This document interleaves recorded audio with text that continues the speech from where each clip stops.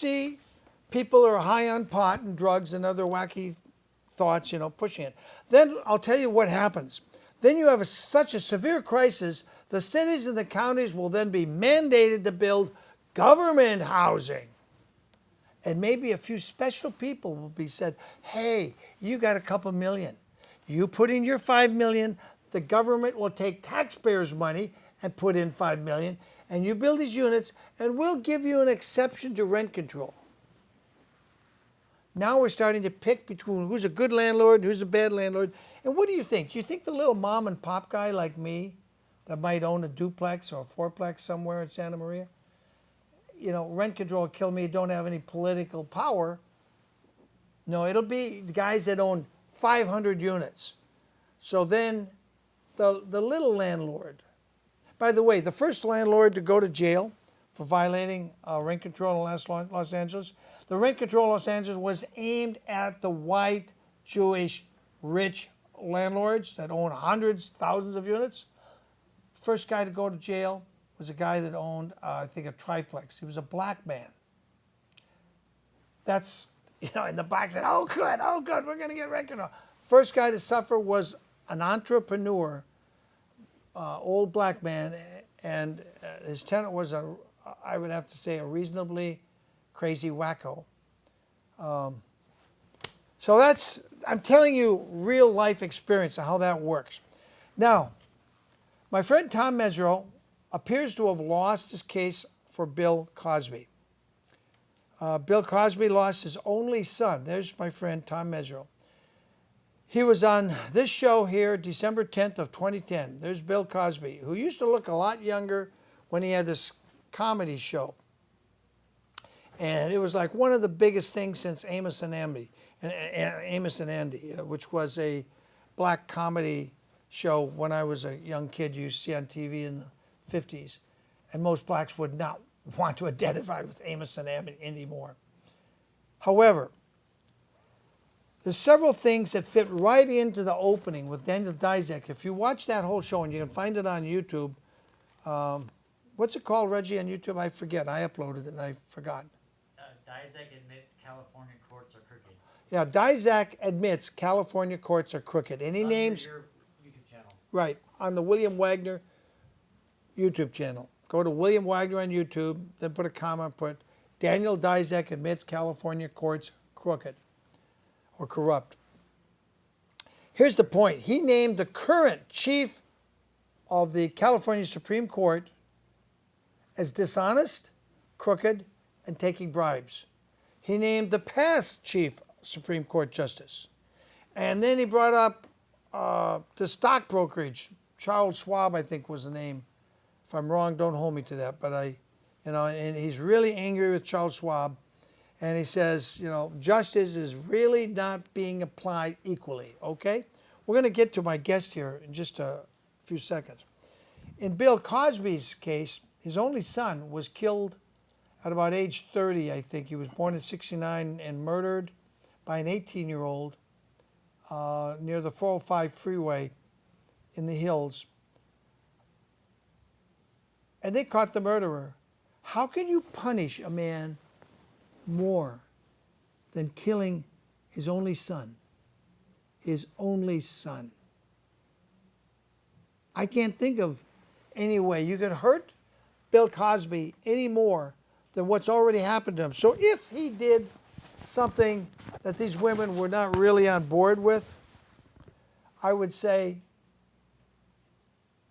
he's already paid a high price. And at his age in the 80s, I really think a lot of these women, maybe one or two had some justification if they can prove the drugs. But let me say this for Tom Mesereau. He's very astute. He leaves no stone unturned. And I remember when Michael Jackson was on trial in this very city of Santa Maria, not more than 4 or 5 blocks from here, from this studio. And I would say every day, come on, Mr. Prosecutor, show me one witness that doesn't get caught in his own lies. Some of you who watched since 2005 will remember that. And then the next day I'd see the prosecutor snake Tom Sneddon and Ron Zonin and Gordy Auchincloss. I'd see him in the court and they'd turn around and look at me. Oh, there's that Wagener guy. You know, and what they didn't know, I could read lips back then. Now that I got older, I can't read lips anymore. But I knew what they were saying about me. It wasn't nice. They weren't saying nice things about me. And that was, before the judge came in and all that. Before most people, I was there sitting usually right behind where Katherine Jackson sat, in the front row of the media section. My point is, everybody was convinced Michael Jackson was going to prison. And when the jury was out deliberating, what did you see on Fox, CNN, ABC, CBS? Oh, Michael might be going to this prison, or he might be going to that prison. He's going to prison. The jury's deliberating. The fact that it's taking so long. I got a book coming out this year. This year it will be published on the Michael Jackson trial. And I'm going to show you how really rigged that trial was to convict Michael, even though Thomas Snedden, I hate saying dirty words like that. I apologize for using bad language like Snedden. God, rot his soul in hell where it belongs. If you deem that appropriate, God, because I'm not God. Good thing I'm not God, because it'd be a lot of crooked cops and DAs would already be sent direct to heaven. Don't stop, don't pass go, just go directly to heaven, where they slam the gate in your face, and then you go down and shoot to hell and dance on the flames. Good thing I'm not God. I know a lot of DAs are really glad that I'm not God too. Point is, Michael was innocent. He was always innocent. He was always innocent. And Snedden knew that. So, with that, we're going to turn to my guest, Dan Borsotti. Right? Did I pronounce it right, Dan? Close enough. Yes. Okay, welcome to the show. Thank you. You've had a little brush with unequal justice. Is that true? Yes, sir. I definitely have.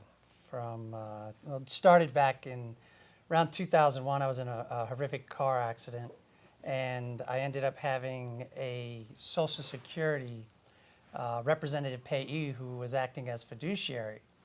And I was dealing with traumatic brain injury, PTSD, panic attacks, anxiety attacks, sleep deprivation, all kinds of problems. And they deemed me disabled, and I needed someone to handle my affairs.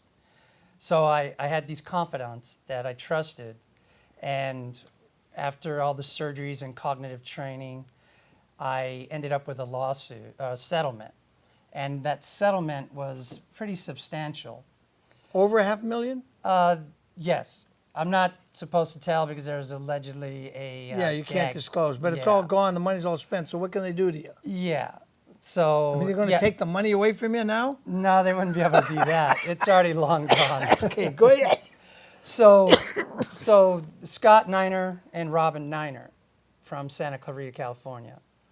And Scott Niner came to me one day and said that my best friend, somebody I'd known for 35 plus years, had cancer, and to not tell her I knew he had cancer because he was trying to get money from me to save their home from foreclosure. And so after other types of deals with patents he wanted me to give him money for and enter into contracts with him for other stuff, finally he played the strings of my heart against my best friend, and I ended up buying their home. And the deal was they were gonna live there for 2 years, pay me in advance for 2 years of rent, and then buy it back at the end of the 2 years. Well, that never happened. He never gave me one dime. I found out he was committing adultery with some alleged cocaine whore from Georgia. And How do you know she was a cocaine whore, or alleged to be? Because one time I mean, that's an awful thing to say about a woman. Yeah, one time, well, that's what he had told me. And then Scott told you that. And his wife, Robin Niner, had told me. Okay, go ahead. I shouldn't have interrupted. So ahead. that's okay. I did go to Georgia. I saw glass pipes and things, so I kind of knew that that's what they were doing. So to fast forward from 2001 to about 2006, when I got my settlement, I entered into the agreement April 25th, 2006, bought their home in Santa Clarita, and he never fulfilled any of his agreements, so I ended up trying other contracts with him and eventually had to file an unlawful detainer. Now, they left immediately, without a problem. They wanted to move. They moved. Now, I had to file a lawsuit. I ended up winning an award from him, but not the full amount. He filed for bankruptcy, and I went through multiple. Question, when and where did you win the award? It was Chatsworth, California, with Judge Margaret L. Oldendorf. And what year? That was 2009. Is that one of these documents we... Actually, before not the these documents. These documents fast forward a little bit because Well, go ahead. I that's where interrupted. the Go ahead. incident, that's where it started over this piece of property. And so I ended up having to keep the home, do the things by renting rooms, try to save it from foreclosure myself. And so I began to study what I didn't know, which was the Law? Unscrupulous banks entering into contracts with people without giving the basic full disclosures and other things. And granted, I was disabled. I was severely disabled, a lot worse than I am today. And so I filed the lawsuit, and one thing led to another. Scott became very upset. And Before or after you sued him and won a judgment? after I sued him, during and after. And then he began to email me and text me with threats that he's going to, he set a certain amount of money aside, around $50,000, $60,000, that he's going to take my car, he's going to take my home, and he's going to use the IRS and the code enforcement of City of Santa Clarita and the government to come after me. And so pretty much that's what happened. And you still have those emails? I still have the text and the email saved, yes. And so everything that he had stated that he was going to do transpired. Really? And every single one of them. And so I ended up having to... How did he have so much pull in Santa Clarita? Well, his father's very well connected. His brother's very well connected. Oh, that'll do along it. with himself. That'll do it. And his father's had a hand in all of this, unlawful conveyances of property and things like that, and so forth. Fraud on the court. Fraud in the documents the clerk should have never allowed to be recorded. Am I gone off the track here? Am I... Oh, no, you're right on cue. You're right on track. Why am I not surprised? Did I have Lopez on here? Valerie Lopez? You know who Valerie Lopez is? I've seen your You saw the show I your did with her, show with clips her, of it? yes. Yes. She called me the other day and said, William, I found the secret. Here's the secret, people, if you're facing foreclosure. And that's why I said you'd find this an interesting story, a riveting story. But Val Lopez called me, she said, and I forget the section, she says, there's a section of the California statutes that says debt collectors cannot use non-judicial foreclosure. Did you ever hear of that? I did, and I actually put that in some of my papers. And what did the judge do when he saw that? Well, first of all, I've been in 4 separate court cases over the unlawful foreclosure of my land, and I have never seen the courtroom. They practice law from the bench. They take all my hearings off calendar. They never have let me have every paper, whether it's a TRO, temporary restraining order, my ADR, which is the alternative dispute resolution, that every single litigant is supposed to go through before anything could be dismissed. And then my ADA request. And so I have the United States Marshals that have assaulted and battered me. I've written different things to the Department of Justice. And one occasion, I had a notary from Tarzana. And I have a paper here that the notary gave me. And the United States Marshal Service came down to the notary. This one? This one right here. Are we going to flash this up on the screen? Okay. Came down to the notary and gave the notary, this is a business card that's been blown up, and told the notary that I'm a bad man, I'm suing the United States government, don't notarize any of my papers anymore, and said I was a sovereign citizen, which the notary didn't know anything about. That's an oxymoron. You Yes, it cannot is. be a sovereign and be a citizen. You can be a sovereign national, but you can't be a sovereign citizen as a debt slave. You're under some higher authority. A sovereign has no higher authority. By the way, in case you don't know this, I've said this many times, this country was created to be a nation of national sovereigns. Each man not dominating his neighbor, but sovereign on his own property.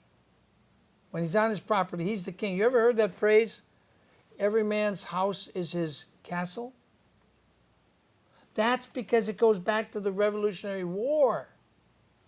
And even after the war, I don't know if Daniel knows this, but even after the war, there were still judges that had been appointed by the King of England, sitting in the 13 former colonies that were now independent, free states, loosely gathered together as a confederacy of, what do they call it? Before the United States Constitution was rewritten, we had 4 one-year presidents between the end of the Revolutionary War and 1787 or 89. There were 4 one-year presidents. And this loose affiliation or confederation of nations, the 13 colonies, clearly established that every man's home was his castle. Yet, some of these idiots that had been appointed by the king and were graciously allowed to stay on the bench, and you better believe the Bar Association has destroyed, not the current bar, but the Bar Association 100 years ago, totally destroyed all the books referencing this, all the books that existed, except maybe 2 or 3 hidden away, and I'm not going to say where they're hidden. But when these British appointed judges sent people out to kick in the doors and say, we're taking your house, that's when they started tar and feathering the judges and running them out of the former colonies after the war was already over. Now, there were some in some cities, like Boston, where they started tar and feathering them even while the war was going on. But the British weren't nice people.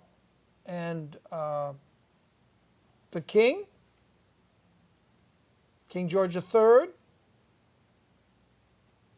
his chief minister, so offended Benjamin Franklin that Benjamin Franklin later spoke and wrote, I went to see the king, a British subject, and came out an American, independent of the British crown. That's how badly, and he was trying to mend fences. Benjamin Franklin didn't go there to punch the minister in the face and say, King George, you're an idiot. And none of that. He was very submissive and tried to gently give them the American perspective. When he was done, he walked out, done with the British label, and it just went downhill. And I'm always amazed that George W. Bush or his father had the British family in the White House. Benjamin Franklin, Tom Jefferson, even the Federalists, that raving, conniving Federalists, Hamilton would have been a little more than upset that we now invite the British royalty right into the White House. I imagine they're turning in their graves. They're probably trying to scratch their way out of their coffins and come up and strangle our current leadership in this country.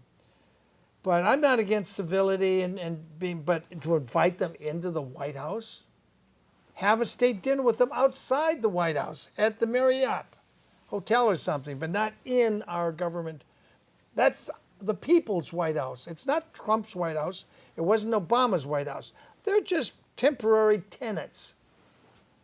But anyway, I digress, and I want to let you get through your story. So have we gone through all these papers? So we're going to go through these papers fairly quickly, and I'll give you a rundown about what they are. This one, see, I began to file every different paper that I could. I learned a lot. I had a little bit of assistance throughout time. And this one here is because the county recorders refused to record every one of my papers. Everyone, right from the beginning? From the very beginning. They always put a notice of discrepancy, sent them back, and would not allow me to, regardless of the code, the government codes and the Penal Code 135, California Penal Code, and so forth.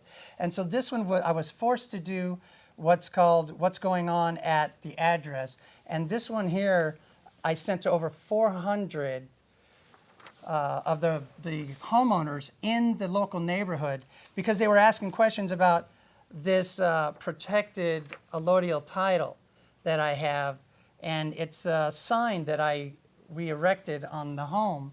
And so what I had to do that because we originally put it on the ground at 10:30 the same night it was erected. Somebody soiled it with chemicals, cut it down, and left it on the front lawn. So we erected it 15 feet up in the You air. have that picture? And so it's basically giving public notice because it was the only way for me to be able to get remedy was to record my public papers, was to put it on Okay. a 4x8. And And this this one shows this is a land patent by Ulysses S. Grant. And this one was put with no trespassing signs all around the land, as well as the forever benefit of the original land patent, which we all have a right to land patent claim on our land. And so it's posted all over the Interesting. home, and so they have all that, and they've all had notices, and they've all defaulted on answering anything. I have the next paper here, which is from Javier Becerra, the Secretary of State for California, which is a letter that he's acknowledging. Attorney General, you mean, right? I mean, I'm sorry, the Attorney General, correct.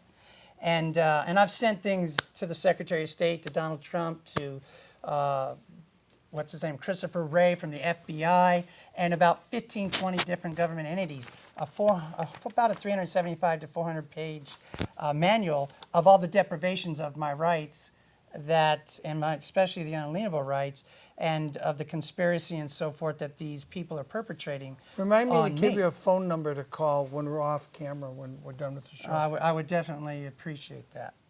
This one is this is a part of the list that was sent to Donald Trump, J. Trump, and it's basically giving him public notice that he should put all his employees and agents under the gun, so to speak, because he's responsible for them.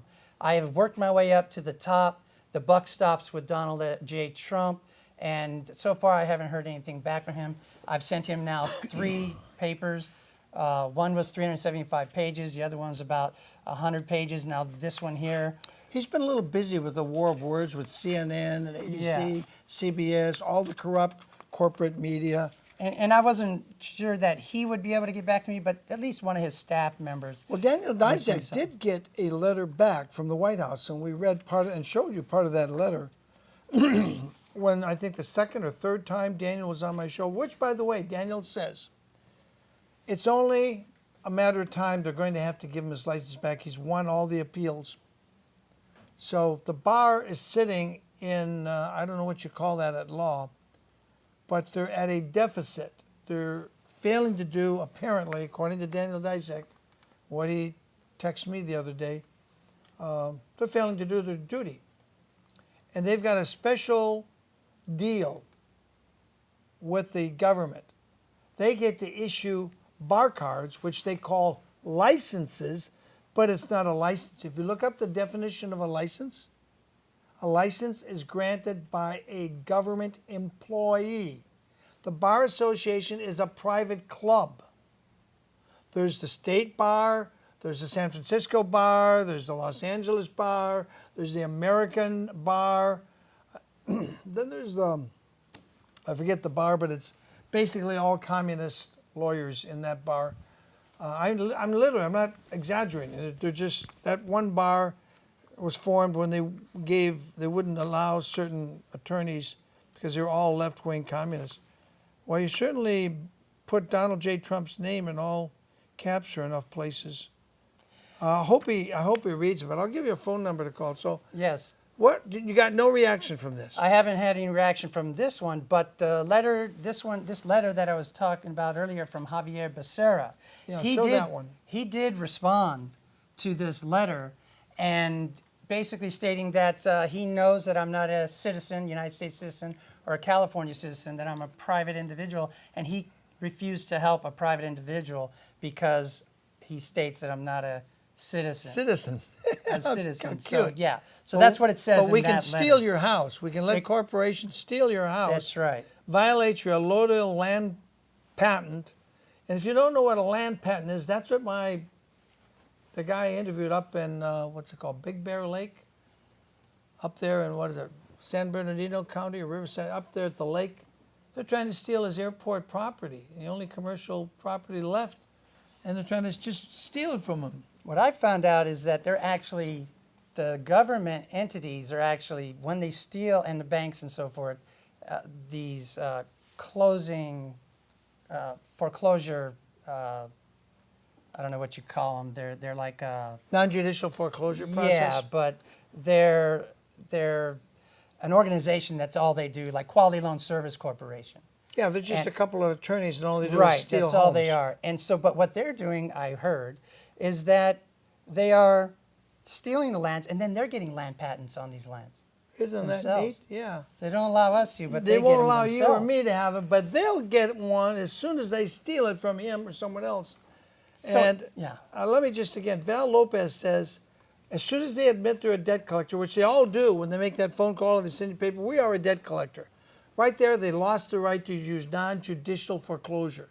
If you don't understand what non-judicial foreclosure means, it means to take your home from you, even if you didn't make one payment since the beginning of last year. They have to give you a trial by jury. You know what protects you? If you listen to me 18 years ago, I told you, read your Constitution. Article 7 says, basically, under common law, you have a right to a trial by jury under common law, and your rights shall not be denied under common law. And that's the Seventh Amendment, or the Article 7 of the amendments, right? Yes, you're absolutely right. Nobody reads the Bill of Rights. They all talk about the first, which we're trying to do here, and certain parties have been trying to silence us here since I started. And they talk about the Second Amendment. The Second Amendment is your right to bear arms. And the Supreme Court recently upheld that. Even before Trump got his guy on they upheld the Second Amendment. I think it was because one of the Supreme Court justices got robbed at gunpoint, and it changed his viewpoint about guns. Because in certain cities like New York, nobody privately can own a gun unless you're a registered security guard, and you got to go through a whole process, or a police officer. And he found it would have been helpful if he had had a gun. The rapist that was raping all those women 20 years ago in Los Angeles, I think he was called the Hillside Strangler. He was not stopped by the LAPD army of 7,000 people. Thank you. He was stopped because an engaged woman was handed a gun by her fiance because she was taking night classes. And she had to go in this kind of risky area at night. And she was walking back to her car, and she had that gun either in her purse or in her car, I forget. She opens the door, gets in her car, went quickly and shuts the door because someone's running up behind her. And it was the Hillside murderer. He murdered, I forget, 12, 16, I forget. It's been like 20 years. He's pointing a gun through the glass window. Yeah, you need to zoom in on that. He's pointing a gun through the glass window. She gets out her gun. He shoots her. She shoots him back. Then she drives to a gas station where she passes out and dies, bleeding. But the murderer, the criminal who had raped all these women and then murdered some of them, maybe all of them, I can't remember because it's a long time ago, he left a trail of blood. And before she died at the gas station, she told people where she parked. So all the police had to do is go there. There's a blood trail. Here's the broken glass that they shot through the window. And they just followed the